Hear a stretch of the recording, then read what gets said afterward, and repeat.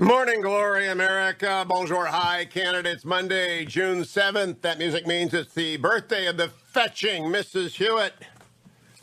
Happy birthday to my child bride, who catches up to me this year, who actually catches up to me today in this year. We were born in the same year, so she's going to have a great day today.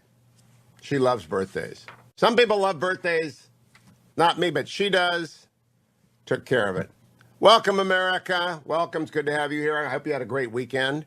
Lovely weekend inside of the Beltway. I hope you had a wonderful weekend inside of the Beltway.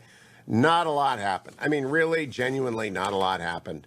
When the first story of Joe Manchin says he will not support changing the filibuster rules or the Democratic voting rights bill, and that's the lead story, not much happened because Joe Manchin has said that many times before. And after a week or so, the media begins to buzz around him again, the Democratic liberal media, trying to get him to change his mind. And he says again, no. And he writes an op-ed, no. And here's why I'm not going to vote against the filibuster. And all of a sudden we get the Washington Post. Manchin will not support Democrats' voting rights bill, he says in an op-ed. Manchin vows to block Democratic voting rights bill, preserve the filibuster, he says in the New York Times. The Financial Times, Democrat senator says he will vote against Biden voting rights bill. So, when you learn as the number one thing that someone who's already against something is still against something, that means it was a slow news weekend. And it's going to be that way. This summer is time to relax. Yes, you're still going to work. Yes, you're still listening on the commute. You're still getting the rundown loaded every morning. But he's not the only one. Jake Tapper had Senator Angus King of the great state of Maine on yesterday. Here's what Angus King said, cut number 11. Not in general. I'm very reluctant about it. But if it comes down to voting rights and the rights of Americans to go to the polls and select their leaders versus the filibuster, I'll choose democracy. But it's not going to come down to that because there aren't 50 votes for SB 1. So what Angus is doing is what a lot of senators are doing. They don't want to be out front like Joe Manchin and Kristen Sinema. Maggie Hansen won't vote to change the filibuster either. And I doubt very much that Senator Kelly from Arizona would, but somebody should ask him. They should ask every Democrat. Dianne Feinstein's not going to change it either. She's known the senator her whole life. She's not going to change it. But that was the lead story. As a result, we get the Wall Street Journal reporting Biden's agenda takes on steep GOP resistance in the Senate. Again, not really a news story. The Republicans don't like the things the Democrats want to do, like spend a lot more money, raise a lot more taxes, unconstitutionally deprive the state over control of their elections, leave the border open, defund defense, or at least don't fund it to at least keep up with inflation. They don't like any of that stuff, the JCPOA.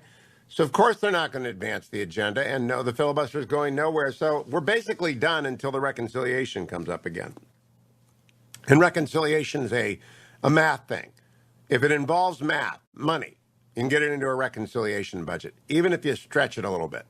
If it's talking about taxes and budget, you can get it into a reconciliation, passes with a simple majority if you get all 50 Democrats. Hard to say that's going to happen. So a couple of think pieces came out. U.S. aid to Central America hasn't slowed migration. Can Kamala Harris?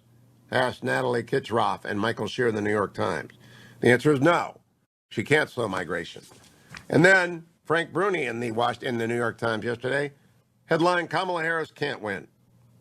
And this is my argument that I made on the Washington Post on First Look show on Friday when Jonathan Capehart asked Don Edwards and I, why isn't Kamala Harris doing a great job? And I said, no, look, they've stuck her with immigration. She can't win on immigration. They stuck her with voting rights. She can't win on voting rights.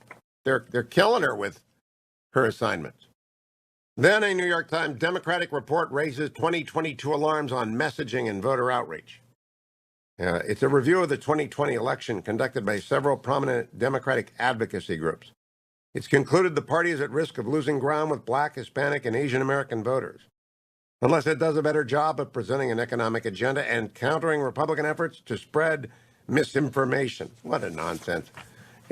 Democrats are going to lose in 2022 because Democrats always lose in the first off year of a new president, as Republicans lose when they have the presidency. This is not Gosh, it's not rocket science. CDC Director Rochelle Wilinski urges parents to vaccinate teens, pointing to increase in severe cases. We would have been better off. We would have been better off. Absolutely would have been better off had she not said this. Because parents are getting their teenagers vaccinated. And Dr. Wilinski, God love her, blew her credibility early with a couple of U-turns made very publicly. From the Financial Times, Anthony Fauci under siege. Well, yeah, he is. Those emails were not helpful. Exactly the opposite of what is helpful.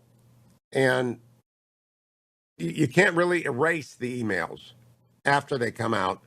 And the emails just show some stuff he wasn't forthcoming about.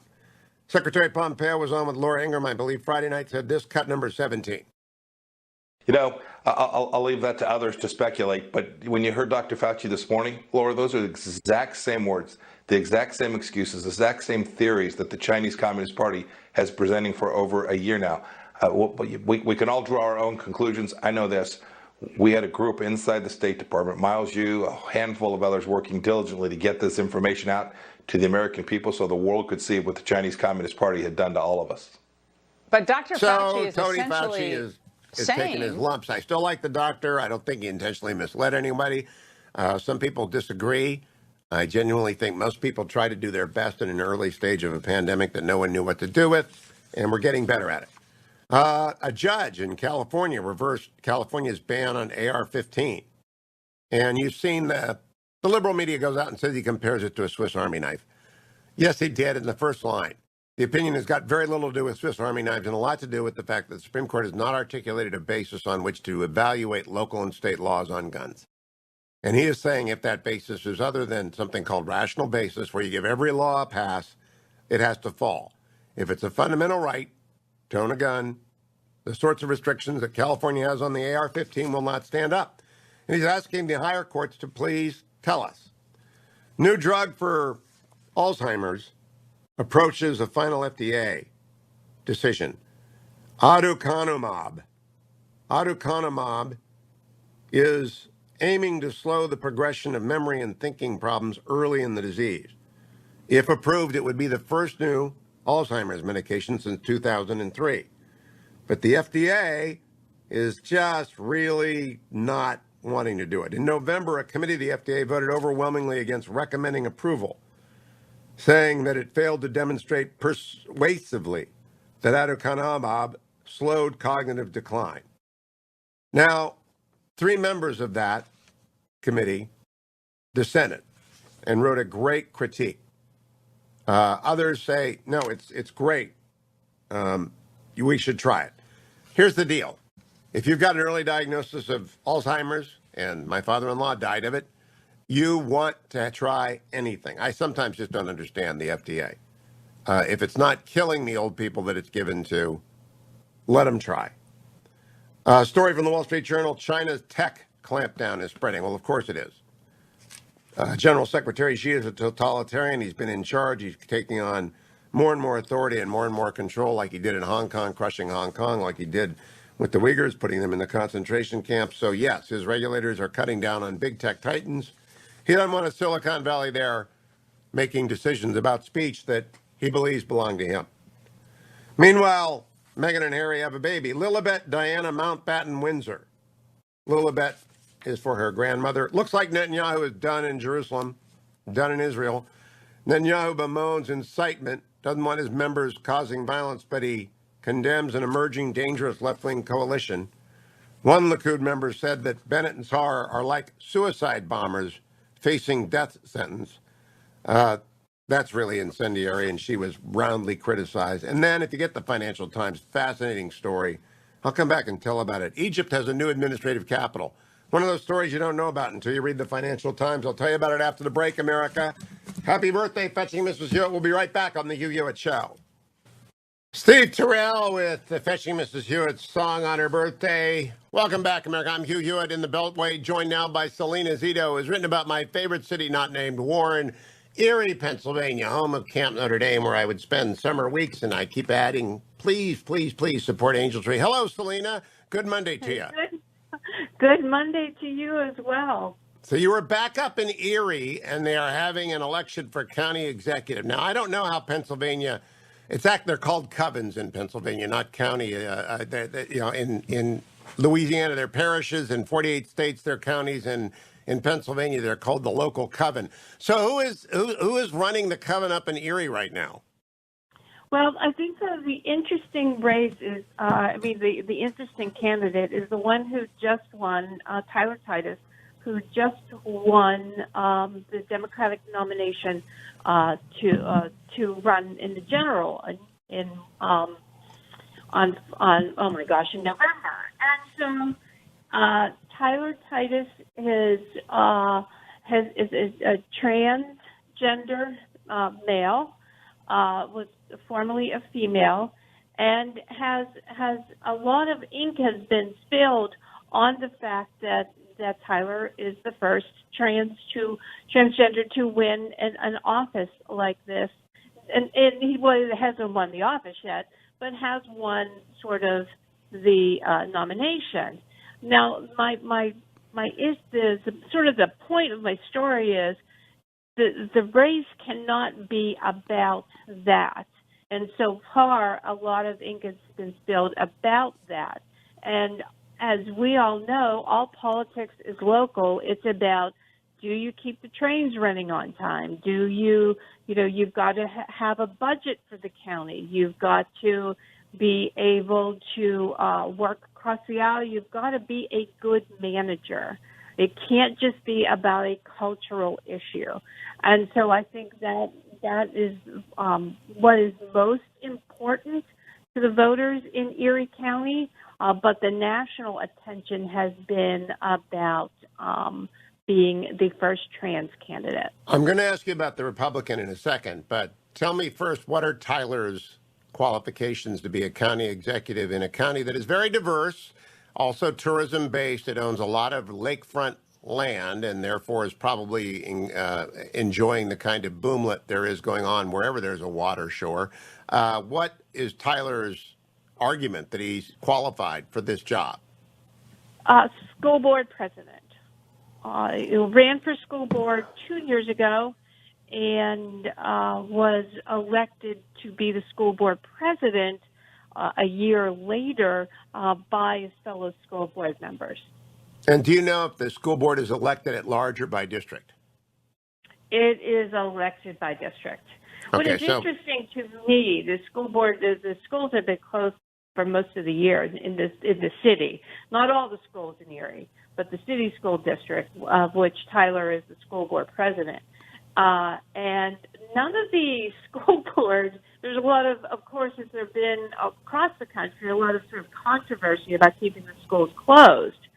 And none of the incumbent school board members ran again for re-election. So the Democrat nominee for county executive is a transgendered man who won a school board race in a district in a city and then was elected by his colleagues to be the school board chairman for 1 year. And on the basis of that resume, Tyler wants to run the entire county of Erie? That would be yes. Okay, so tell me about the Republican. So the Republican is a former military and owns his own construction business. Oh, so you mean he has real administrative skills and has signed the front of a check as well as the back of a check? This exactly, and a very successful construction business as well. It's not just something this sort of there's a. As you know, in eastern Ohio, western Pennsylvania, and all across the country, there can be these small little side businesses. He has a very good, successful construction business in the area. So, I say in my mind, okay, school board 2 years versus construction company. Does the construction guy have any other public office experience? No, has never run before. Yeah. For office. And Salena, I want to give you the last 30 seconds, but every time I've elected a county official, or covens, as we say in Pennsylvania, all I care about is that they are not cheats and unethical and that they know a little bit about running something, because counties waste a lot of money. And so this one, I think the Republican would win if I were in charge of everything. This Democrats traditionally win this seat. However, I think that this is going to be a very competitive race, and I do think the Republican does stand a chance of being able to win this race. People want a good manager for this position, in particular after a pandemic where there's been a lot of economic stress in the area. So that's what people are looking for. Did you swing by Camp Notre Dame, Salena? No, I did not. Next trip. Thank you, Salena Zito. Her column in the Washington Examiner, I've already put it up on Twitter, at Hugh Hewitt on Twitter. Get ye there and come on right back to the Hugh Hewitt Show. Morning, Glory, America. Bonjour. Hi, Canada. Hugh Hewitt inside the Beltway. It's Monday. I'm joined by Jake Sherman, editor-in-chief of punchbowlnews.com. You can sign up for the morning bulletin from punchbowlnews.com for free, and I read it every morning. Good morning, Jake. How are you? Hi, Hugh. How are you? I'm great. Before I get to the big stories, and there really are only a couple, I want to ask you about the Wall Street Journal story this morning that the summer job market for teens is sweet. It goes through all the number of places that teenagers can work. So I'm asking some guests, Jake. What was your first summer job? I was a lifeguard. I worked pretty much my entire youth at my sleepaway camp in Madison, Connecticut, and I did various jobs, including worked in the kitchen a little bit, worked as a counselor, and worked at the pool for most of my childhood. Well, that's what I did. I think lifeguarding is probably the easiest job and the best job to do. My brothers worked in mills in the Warren, Ohio region, and they all got burned and they had to work hard. I took the outdoor. Now, you have to pay for that when you get older and check with your dermatologist all the time. But do you remember what you were paid for your summer work as a high school kid? I actually don't. I remember my friend tried to get a raise, and we asked him what his negotiating tactic would be, and he said I was just going to ask, and if they said no, I'd say okay. So I don't remember what I got paid. It was not a lot of money. When we get to the doldrums, I hope Punchbowl News asks all the electeds what their summer job was, because I think lifeguard will win going away. Maybe restaurant work, but as you know, there isn't any reason for any teenager in America not to be working right now because there are jobs galore out there. Jake, the big story is not really a story, and I began the story, the show with the rundown.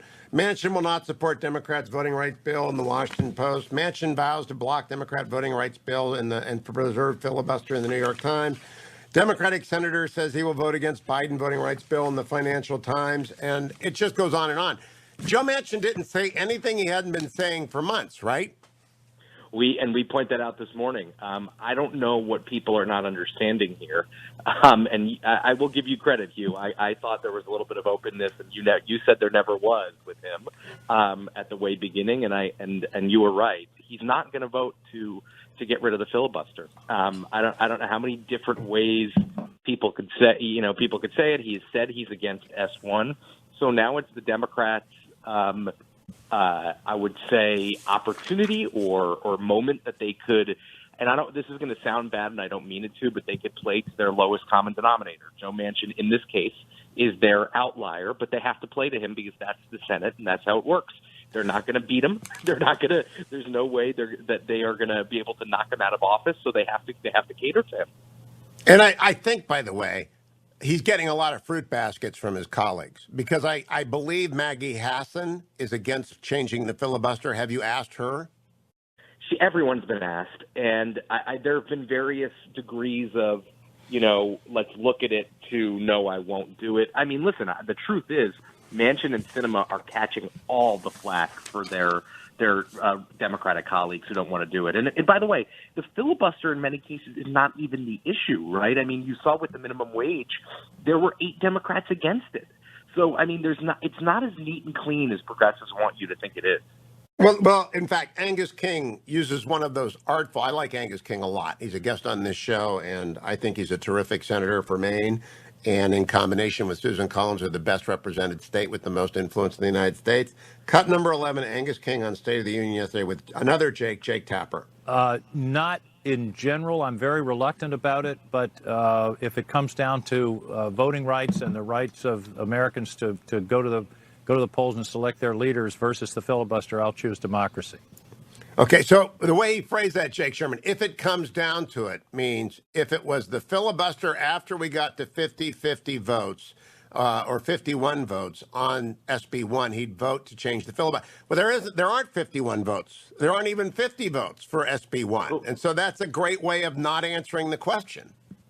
Well, correct. That's absolutely right. And there are some people who have called for an exemption to the filibuster when it comes to voting rights. That's not going to happen either. So, advocates of voting rights legislation, and there are many on both sides of the aisle, are going to have to find another way out of this maze other than blowing up the filibuster. So my objection generally to the filibuster reporting is that Sinema and Manchin are taking all the heat, which distorts the understanding of the public about where the actual Senate is. I believe Maggie Hassan is against it, but it should be asked of her repeatedly, at least as often as Joe Manchin, because she's up for re-election. Should Senator Kelly get asked in Arizona because he's up for re-election. I believe Angus King is not up for re-election, right? He's not up this year. And but anyone up for re-election should be asked this, because that's why Joe Manchin's not going to move. He took a very bold stance, right, between the general and the runoffs in Georgia. And also, there's no political upside for him. I mean, he has created a certain brand in West Virginia, and he's just not going to stray from that. And I think there are a lot of Republicans who are, as you put it, are sending him fruit baskets and flowers. And I think basically, to be frank, there's not many places Democrats could go now. I mean, Joe Manchin has been talking about the John Lewis voter rights bill, which is another voting rights bill, a lot more modest than S1. And listen, that could be an option. If Democrats want to pass a voting rights bill, they're going to have to look elsewhere. And they're going to have to work with Republicans, because the filibuster is not going anywhere in America. But we should find out from every senator explicitly, and they ought to all be asked as often as Joe Manchin has been asked, because they are all the same obstacle, one vote. Jake, I want to move to three stories. The New York Times, U.S. aid to Central America hasn't slowed migration, can Kamala Harris. Then Frank Booney's column yesterday in the New York Times, Kamala Harris can't win. And then the New York Times story, Democratic report raises 2022 alarms on messaging and voter outreach.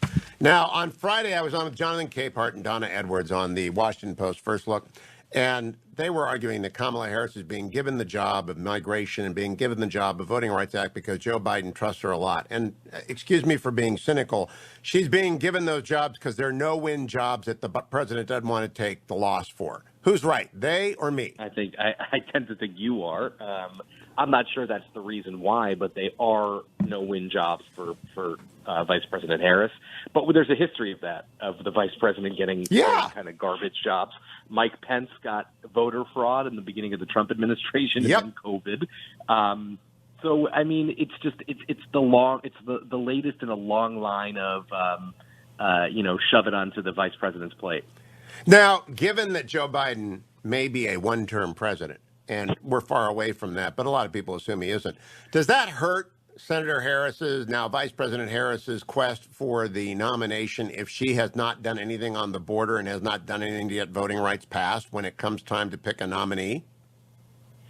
I don't know the answer to that. I think when it comes time to pick a nominee, what Democrat is going to go out there and run against the sitting vice president? That's the question that I have, and I don't know that there's an answer to that. I don't know who you think that is, Hugh, but I just don't know who's going to come out and run against the sitting vice president. Oh, I think there will be many, many people because of her weakness in the first round. I think I was always long on Kamala Harris. I'm still long on her political fortunes, but her campaign torqued into downdraft so quickly that a lot of people will think she can't run a campaign and will show up because, just because you're vice president like Dan Quayle showing up in 2000 doesn't mean you're going to get past George W. Bush. And so there are governors out there who will, like Gavin Newsom, it could be intramural in the California role. So I just think getting stuck with losers is not great for her. It's like adding rocks in the pockets of someone who's getting dumped in the water.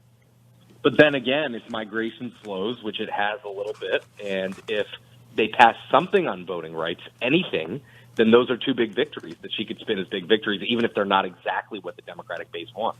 Oh, yeah, if she got those, but she's not going to get those. Last question. I like Tony Fauci a lot. Dr. Fauci's been on the show a couple of times. I've approached the COVID thing as everyone's trying to do the best they can. Nobody wants millions to die, and people make mistakes. He has certainly made mistakes, as have Dr. Collins, as has Rochelle Wilinski, as did the Trump team.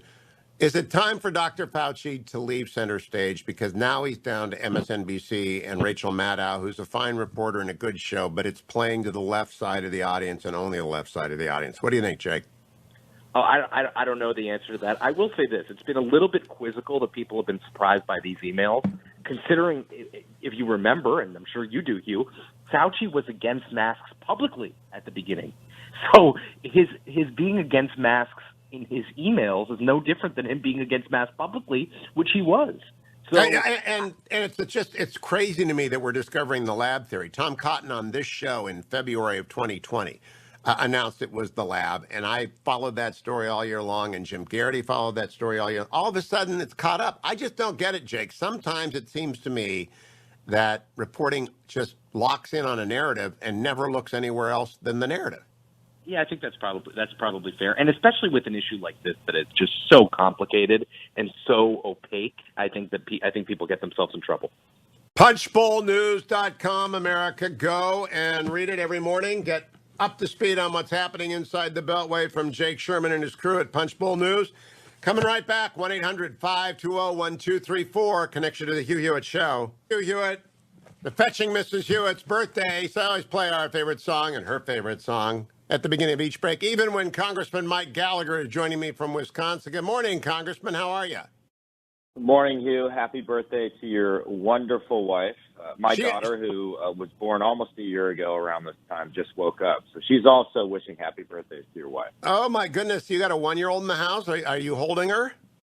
My wife is holding her right now, but she will soon be making weird noises in the background. So this adds a little color to our interview here. It's the very best sort of background noise, or kids screaming or dogs barking, and I love it. Congressman, will you help me? My wife has a request for her birthday. Here we go.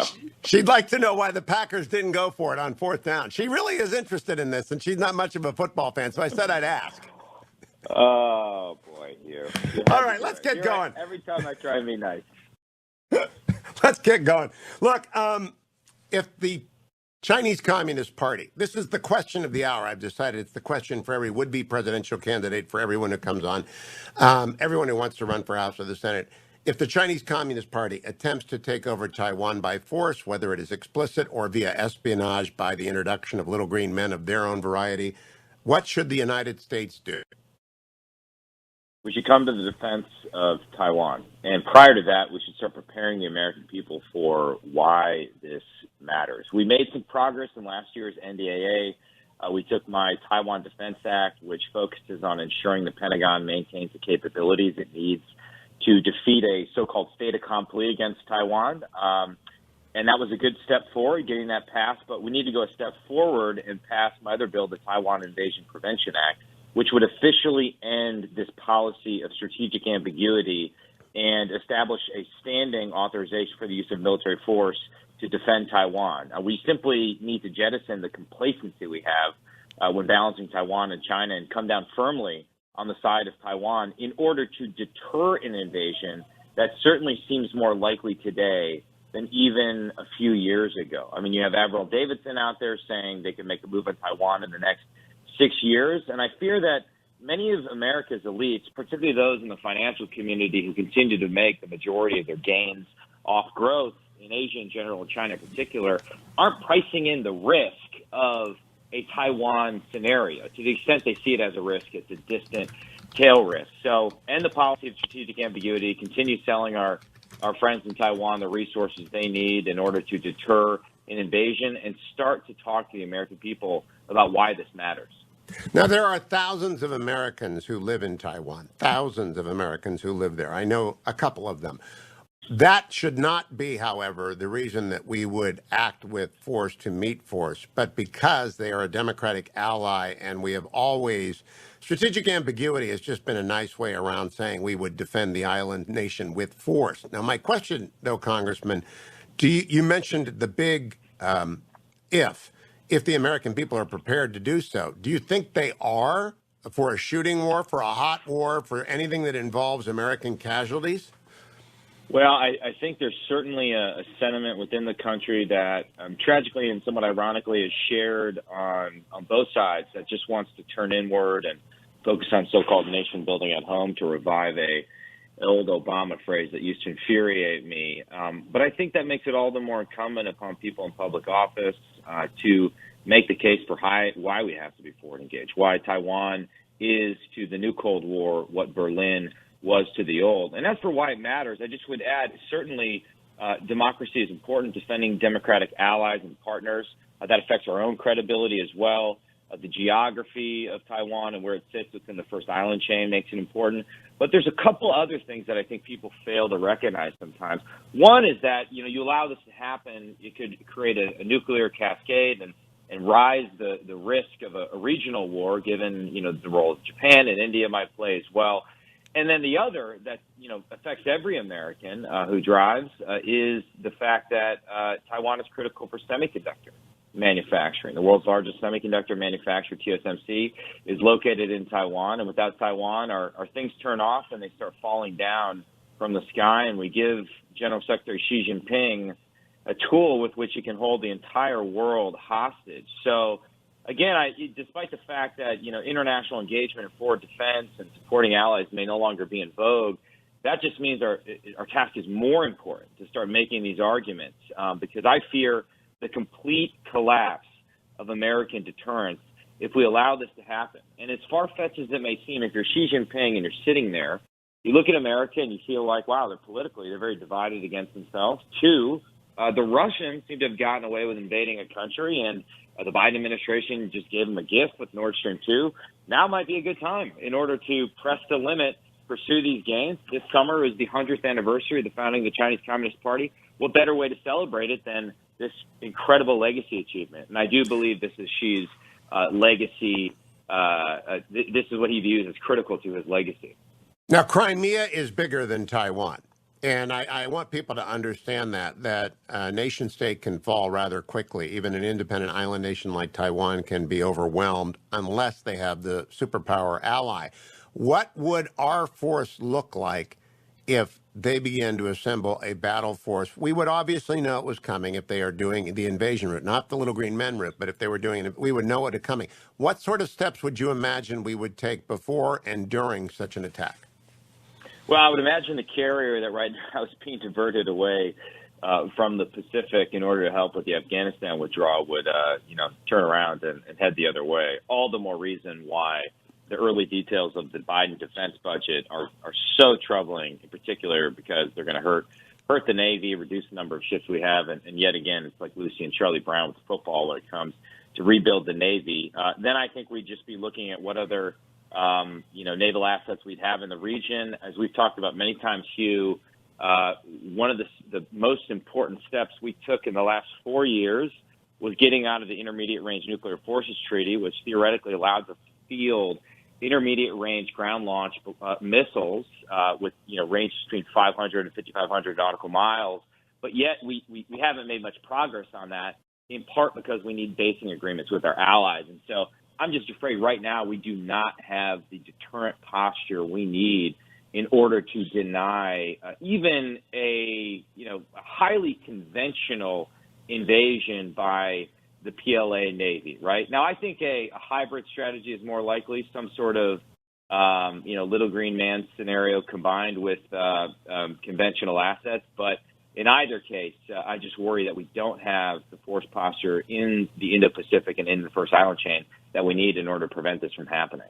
Now, the PLA will try and land troops from the air. Taiwan will shoot at those airplanes and at those paratroopers if they attempt to land either at existing airstrips or via that. And they're violating Taiwan airspace every day. Will we shoot at those planes, and would Virginia-class submarines send torpedoes or other underwater devices at Chinese People's Liberation Army Navy ships headed for Taiwan? Well, if they fire the first shot, I think we'd have to.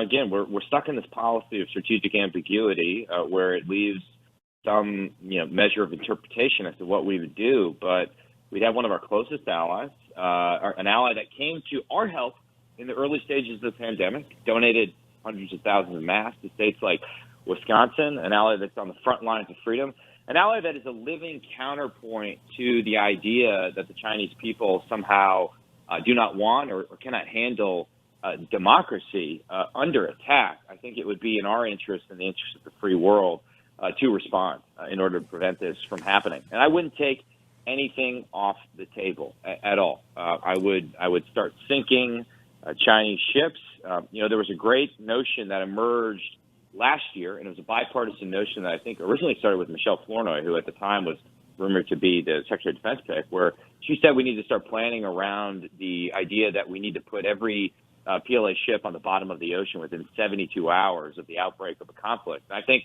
that is a great thing to start planning around. And the other aspect of this discussion is what are our allies, particularly Japan and Australia, willing to do? So, I've been on the Armed Services Committee now for 5 years, Hugh, and I keep saying this basic fundamental point, and no one has been able to answer me.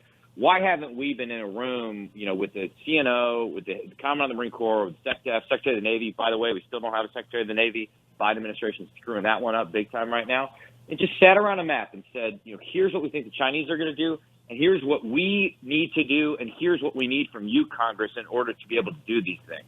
That basic planning conversation has never happened. And to that point, the Biden administration would be smart to invite certain members of Congress into their wargaming on this issue so that we can be better advocates for what the Pentagon needs in order to prevent World War III from happening. And that's what we're talking about, Hugh. As we look at Biden's budget, it's crazy. They're spending more domestically than we've ever spent since World War II, and yet they're not willing to spend the minimum necessary to prevent World War III.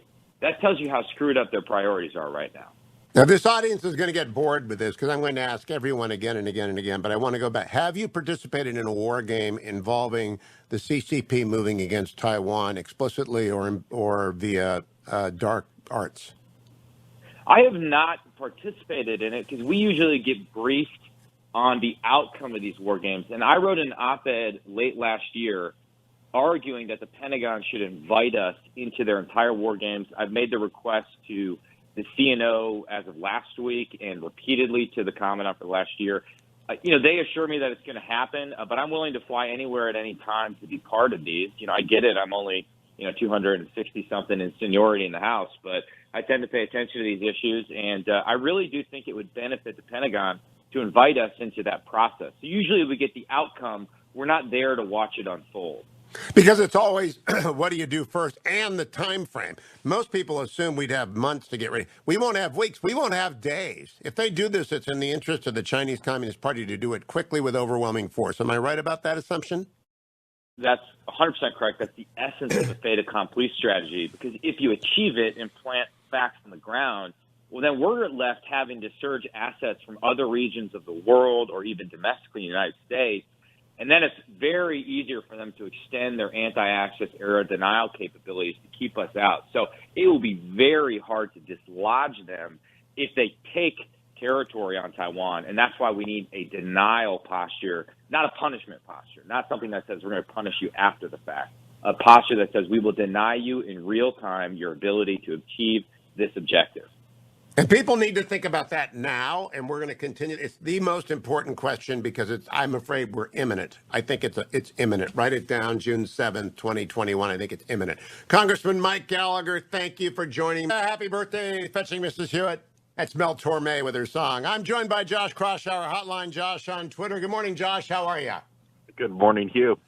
I would like to ask a kind of a loaded question. How is it that political media can find Senators Manchin and Sinema to ask about the filibuster over and over and over again, but they can't find Senators Hassan and Kelly to do the same thing? Well, you're raising a very important point, Hugh, which is that I think one of the underexplored angles of this whole debate is that Manchin and Sinema, who don't have re-elections until 2024, so they have some political capital, they have some political insulation, they're protecting the more moderate Democrats up for re-election next year. Mark Kelly is one of them. You also have, you named them. I mean, you named Cortez Masto in Nevada as well. These folks don't want to talk. They don't want to vote to remove the filibuster. They're not fully on board. I guess they co-sponsored, the Senate, the voting rights bill that House Democrats are championing, but they're not comfortable with a lot of provisions privately themselves. So they're Manchin and to some extent Sinema are protecting the more moderate Democrats on a ballot next year from having to take tough positions, having to take uncomfortable votes. Well, they are, but the media is also protecting him. Now, I'm getting to that, Josh, because they find Manchin and Sinema, who are probably getting baskets of flowers and fruit cakes from their colleagues, Hassan and Kelly, for taking all the heat. But that doesn't mean that Politico and Axios and Hotline and every other reporter up there, the Post and the New York Times, should not be prowling the halls looking for Senator Hassan and Kelly, asking them again and again and again, has their view on the filibuster changed? Because what's good for the goose is good for the gander, right? Yeah, no doubt. I mean, I think I agree that, like, so often we kind of look at the divisions within the Republican Party, and you talk to Republicans and what they think about Trump or what they think about something controversial that he said. There are a lot of divisions in the Democratic Party now on the filibuster, on H.R. 1, also on, the Squad regularly makes comments that are quite extreme. I don't hear a lot of moderate Democrats being asked about what they think about some of the more intemperate comments of their colleagues. So, yeah, I do think there too often there's a double standard that, the divisions in both parties are not explored. It's only when Trump says something controversial that you see a swarm of press asking every Republican what they think about it. Now, I'm just looking at John Berman posted Representative Jamal Bowman of New York saying that Joe Manchin has become the new Mitch McConnell. Joe Manchin is doing everything in his power to stop democracy. Now, that's just absurd, right? And CNN should have said, what about Maggie? John Berman should have said, what about Senator Hassan? What about Senator Kelly? He didn't. That's what I'm talking about, Josh.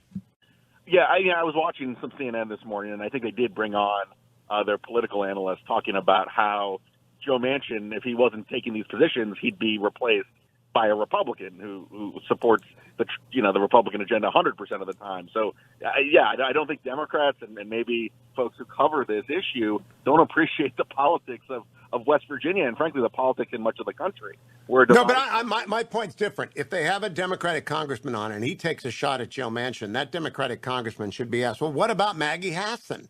What about Mark Kelly? And how do you know that they're not the same way? And they can't answer that, Josh. So not only is Manchin taking all the heat, they're giving a pass to these people, and they're not asking the Democrat or the left-wing commentators the real question, which is there aren't 52 votes or 50. There's lots of opposition to changing the filibuster. Yeah, no doubt. And, I mean, look, when Jamal Bowman says that one of the most important Democratic senators in the caucus is like Mitch McConnell, that's a big story. That's something that should be, front page news, that should be, leading a lot of the cable news channels. You're not seeing those divisions being amplified. I mean, these are major divisions within the Democratic Party, and that you need to have moderate Democrats like Manchin if Democrats have any hopes of maintaining their majority. And yet you have these very left-wing, they make comments on Twitter, they say all kinds of nutty things, and they almost get a pass. You don't see the same scrutiny of their remarks. And the question is why? Why is that the case? Why do they not get the follow-up question from John Berman or responses from other mainstream media? Why does that happen, Josh? Well, I mean, you could certainly blame the media. I'm not going to dispute that there are shows, there are outlets that don't give Democrats the same degree of scrutiny that they give Republicans. We've talked about the business models, Hugh, that these days there's no middle anymore. There's not as much of a business incentive to kind of just report the facts, hold every side accountable. I've seen that on a lot of shows. The typical reporting, typical scrutiny, holding all sides accountable is more pronounced when it comes to Republicans than when it comes to folks, when it comes to Trump. I just think it's because it's completely broken. Political reporting should be straight news and their obvious question. Josh, it's always a pleasure. Follow him on Twitter at Hotline Josh. Remember, over at the interview with Hugh Hewitt, my long conversation with Jonah Goldberg is up. The Rundown is also up. And to the fetching Mrs. Hewitt, thank you for saying yes 40 years ago tonight on the top of the Kennedy Center. Happy birthday, sweetie. I'll be back tomorrow, America, on the next Hugh Hewitt Show.